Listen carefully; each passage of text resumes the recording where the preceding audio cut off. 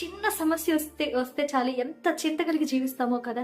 కానీ వీరు చెప్తున్న చింతే లేదు, నువ్వేదన్నా చేసుకో, నా దేవుడైతే సమర్థుడు నన్ను రక్షించేందుకు. కానీ ఆయన మమ్మల్ని రక్షించకపోయినా ప్రతిమకు మేమైతే నమస్కరించము. ఏమైందండి? వాళ్ళ మాటలను బట్టి వెంటనే వారి యొద్ద నుంచి శోధన వెళ్ళిపోయిందా?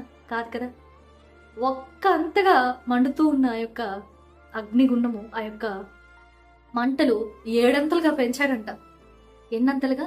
7 అంతలుగా.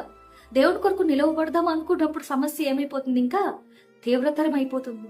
అటువంటి సమయంలో కూడా నీ యొక్క విశ్వాసంలో నువ్వు స్థిరంగా నిలవబడగలిగితే, ఇదిగో నా దేవుడు సమర్థుడు, రక్షించకపోయినా నేను నా దేవుడిని ఎదుర్కొంటాను, ఆయన ఎందుకు నమ్మకం పెట్టుకుంటాను అని మనం చెప్పినట్లయితే ఏం జరిగిందంటే, కట్టేసిన చేతులు కాళ్ళు అగ్నిగుండంలో వేయబడిన తరువాత బద్ధకాలేదు, కనీసం ఒక వెంట్రుక కాలలేదు, వాళ్ళు వేసుకున్న బట్టలు కాలలేదు.